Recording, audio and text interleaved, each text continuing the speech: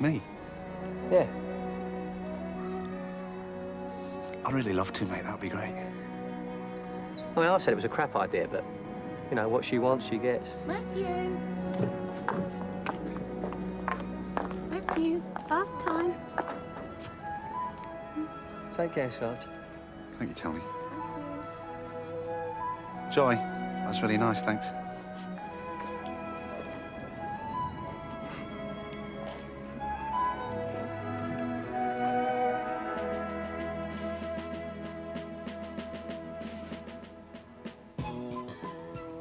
Tonight at 10:40, The Russian Love Connection. Network First examine the search made by American men for a suitable Russian spouse. That follows the day's main evening news, which is next.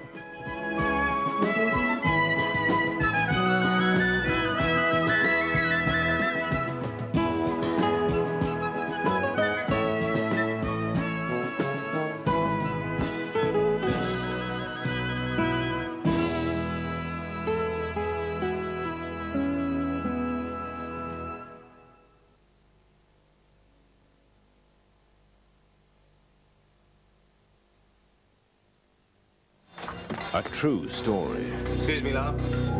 Britain's most wanted man. We see him, we sword him, we take him without any fuss, and then we lock him away. A dangerous obsession. It's you give me the power. A terrible mistake. I want a positive ID.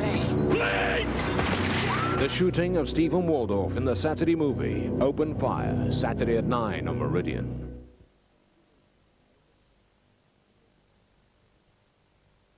I still think you're crackers to go to the country. I'm a vet, Mum. I belong in the country. Country air, country people, country ways.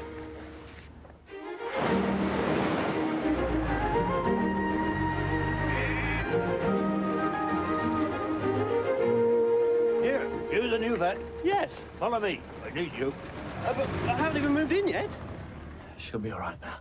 Keep her here for a couple of days to get her strength back. Right, well, that's happening. Coffee would be nice. Don't have none. Good job I bought my own then. Smells good. Yes. There's no taste like Nescafe. Yeah. You might need this here for when you come next time. Next time.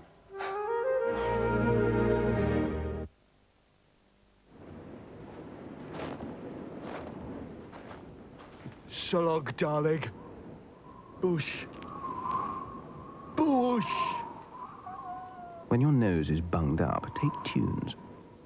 Now with vitamin C. Ah, dudes. Tunes release cool menthol vapors that help you breathe more easily. Tunes. So long, darling. Mush. Tunes, now with vitamin C, help you breathe more easily. There's never been a card quite like the Shell Smart Card. It lets you pick up gifts from Shell service stations and save for items from our catalogue, including tapes and CDs. You can also donate money to charities, get UCI cinema tickets, or even collect air miles. Ask at your local Shell service station. Get smart, get the card. I'll do that, love. You? Get on your knees and scrub. You feeling all right? Leave it to me, pet. If you want to pick up a few easy brownie points, pick up new Flash XL. It's the business. It glides through even the toughest grime, so you don't have to get down and scrub. Pete! Darling, you've done all that scrubbing. Yeah. Ooh. Oh, your poor back. Let me rub it for you. New Flash XL does the hard work, so you don't have to. With Bernard Matthews' turkey dinosaurs, you get a Stegosaurus, a Tyrannosaurus Rex, a Diplodocus, and a big bite off the price. Beautiful.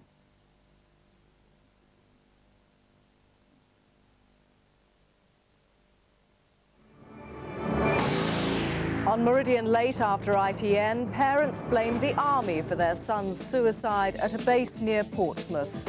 Join me, Debbie Thrower, in half an hour.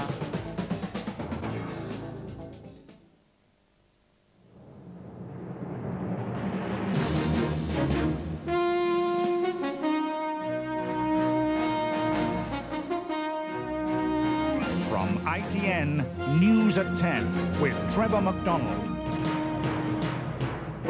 Teenagers get life for killing a complete stranger.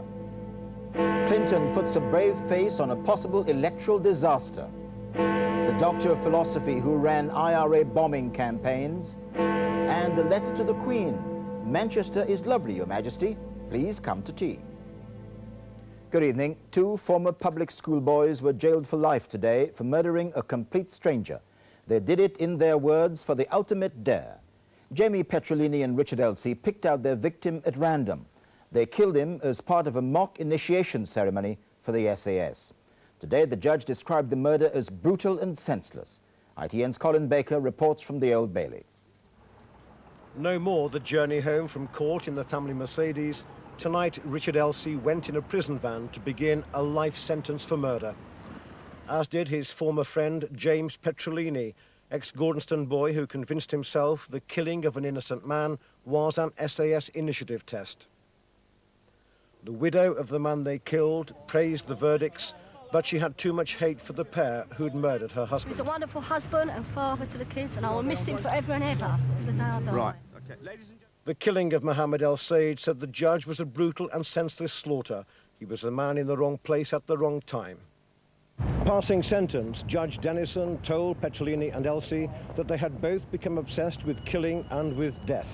There was only one sentence prescribed by law for murder. They would both be detained for life. Oxford, city of spires.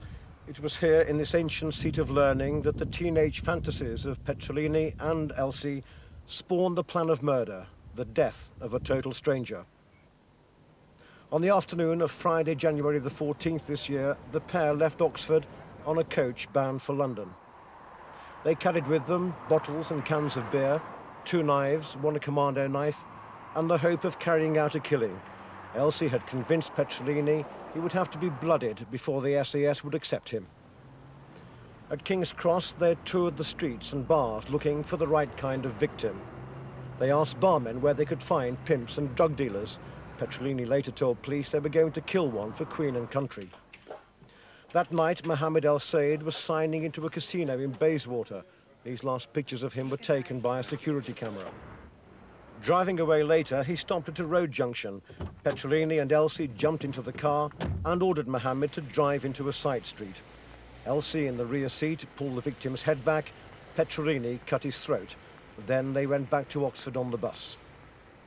Petrolini was interviewed by this detective. He spoke to both his parents and also someone from his lodgings to say that he would be out soon because the SAS would, we the police had got it wrong and the SAS would get him out of it. The killing cost 2 children their father and Susan El Said her husband. I wish it was a bad dream, a nightmare, and he came through the door now and said, "Look, I'm here." That'd be wonderful. I know that's never going to happen now. I accept that. I didn't think first, but I do now accept he'll never walk through the door anymore.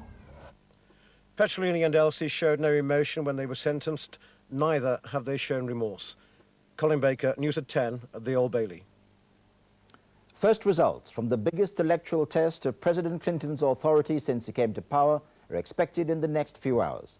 Mr. Clinton's party, the Democrats, are expected to suffer big losses which could paralyze his presidency. Some opinion polls have suggested that the Democrats will lose control of both houses of Congress for the first time in 40 years. Let's go live now to our Washington correspondent, Bill Neely. Well, President Clinton is in the White House behind me, and really he has no reason at all to be pleased. All the indications are that the Republicans are on track to take control of the Senate and to win a majority of the governorships in this country for the first time in a quarter century. For example, George Bush Jr. is ahead in the race to become governor of Texas. This is exit poll information. It's preliminary, but it does show that the country is taking a sharp turn to the right and that this is one of the closest elections in decades. Many of the races are neck and neck. It's too early to say whether the Republicans have taken control of the House yet.